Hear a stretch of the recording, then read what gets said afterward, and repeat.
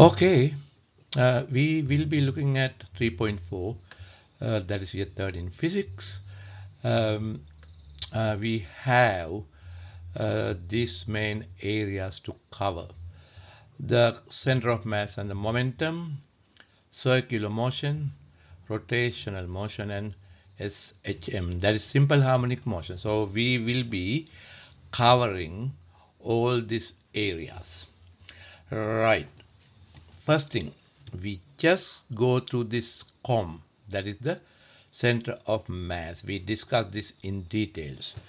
Right, the center of mass, the point where the total mass of a set of objects acting. For example, if you look at your class with the students of different masses. Okay, now we just discussed this a little bit. Now think of the class, your own class. You have about 25, 30 students, for example. They have, or you have, different masses like 50, 70, 100, 200, 300, whatever kgs, and you are sitting at different places. So the masses are spreading all over the classrooms. However, you have a point among yourself where the total mass of all the students is acting, and that point is called the center of mass, or the COM. So that is the idea. All right, so very simple idea. When you have a set of masses side by side and in a place, we have a point where the total mass of this objects or the particles are acting. So that is the center of mass. Okay, I don't want to go any further. So the definition, the point where the total mass of different particles of a system is concentrated, is known as the COM. Example. Now we have two masses. Now there is a formula that we are going to look at. Say, just like the seesaw, just two masses at the two ends, M1 and M2. Somewhere in between we have the center of mass COM. Then the distances from M1, that's R1, M2, that's R2 to the COM. So very simple diagram. Two masses, M1, M2, two distances, R1, R2. So the rule is M1, R1, the product of mass and that distance from that mass to the COM. M1, R1 equals other side M2, R2. That is the formula. You can rewrite this M1 over R2 equal M2 over R1, but that is not really necessary. That is the easy way to remember that M1 R1 equals M2 R2. Right, going forward, we have a simple question. Two masses, 4 kilograms, 6 kilogram, they are attached with a string of 40 centimeters. Calculate the distance of the COM from 4 kg mass. Right, always do a diagram just like this. That is always helpful. Right, so we have the mass M1, that is 4 kg, M2 6 kg, and R1 that is R1 from 4 kg. So we think that R1, so that is 4 kg here. That distance to the COM is R1.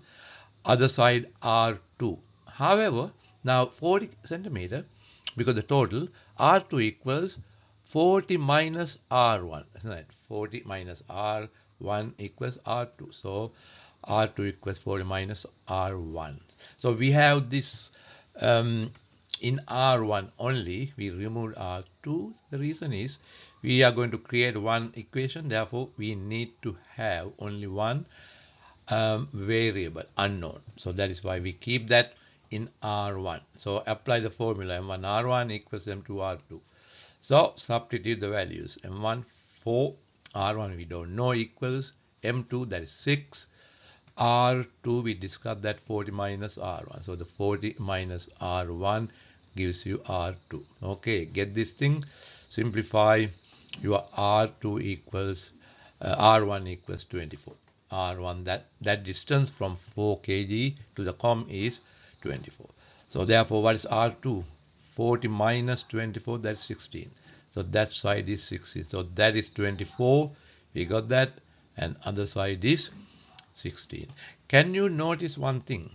R1 24, that is a bigger distance compared with this 16, smaller mass but bigger distance, and this side bigger mass, that's 6, smaller distance, that is 16. Why? The reason is the center of mass is it should be closer to the bigger mass, because the idea of COM is it is the total mass acting at the point is that's the point where the total mass is acting. Therefore, obviously, if that is the total mass is acting, therefore it should be closer to the bigger masses, right? That is simple, straightforward, right? Now we considered this the two masses, and we got the formula, we did the example. Now what happens if you have more than two masses, like 3 masses or 5 masses and so on? How we do that? Then we are going to, for any number of masses more than 2, a reference point O method can be used to work out the position of COM. That means now we are going to use what is called the reference point method. So it is simple. So now we have different masses. What we are going to do under this system, we are going to have 2 axes. For example, that is y-axis and that is x-axis, isn't it? So both axes are meeting here, and that is called the reference point O.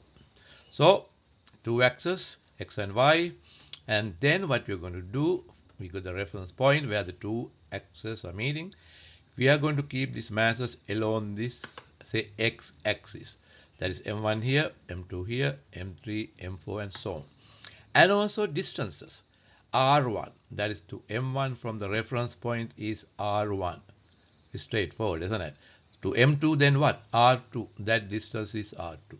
M3, that distance is R. So you can see masses are kept along the x-axis and the distances are measured from the reference point to each mass, R1, R2, R3, R4, and so on. Now we have C, that's COM, and the distance also measured from the reference point to this one here, COM.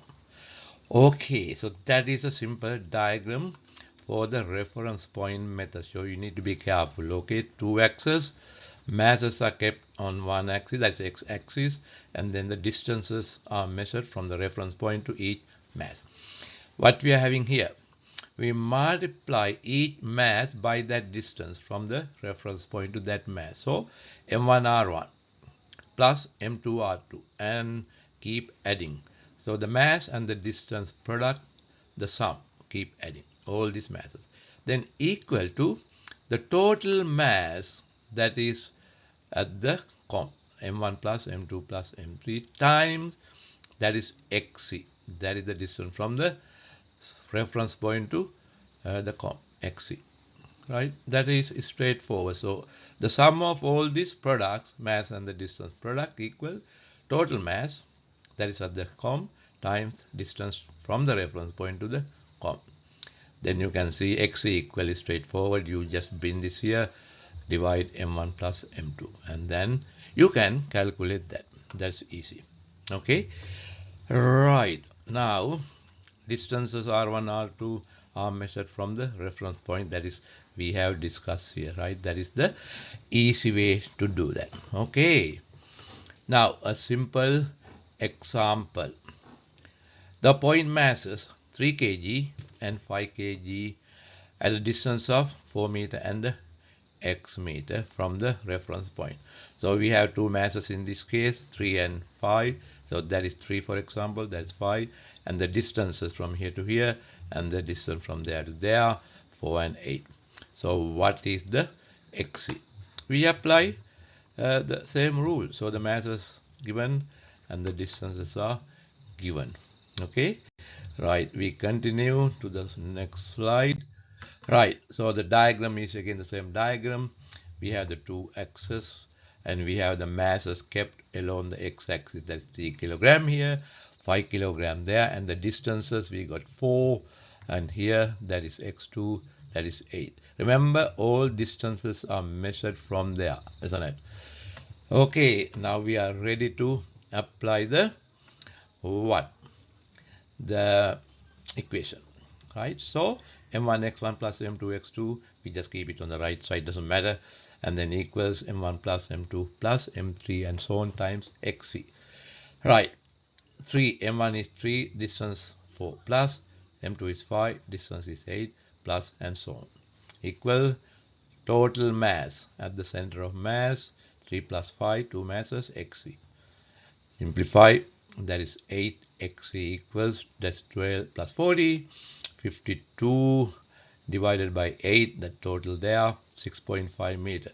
So that xc, distance from the reference point to the comp, that is 6.5. So we get that distance there. Right. Are you feeling comfortable? Right. So we just, I mean, these things are mostly about 40% mathematics and the other 60% is physics. So that's easy. Most of you are doing, I mean, at least year 12 maths. So therefore, there shouldn't be any problem. So we can easily deal with that situation. Right.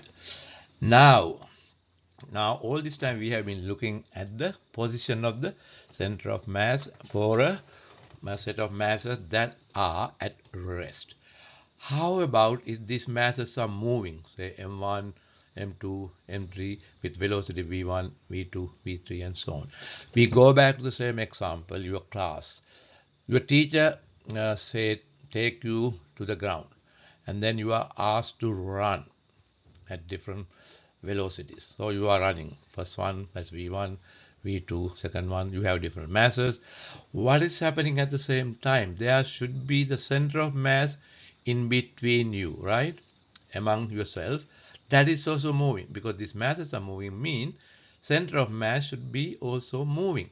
Suppose to the right, for example. So the rule is the total momentum or the sum of momentum of individual masses, that is m1 v1 plus m2 v2 plus m3 v3 and so on, equal to the momentum of the center of mass. So the center of mass, the mass is the total mass, m1 plus m2 plus m3 and so on. So the center of mass also, the total mass also moving with a certain velocity. Okay, therefore it has its own momentum. That is what we are saying. So the sum of the momentums of individual masses, like the students of the class, in a given direction. Remember, very important that you mention the direction. Equal to the momentum of the comp. What is that? The total mass. That is the meaning of comp. Total mass is acting m1 plus m2 plus and so on, times velocity of the comp. So if you have the numbers here, then you can simply calculate the velocity of the center of mass in a given direction.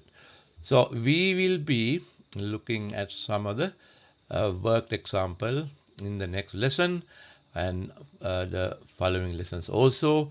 So in the meantime, you should be understanding what we have been discussing so far.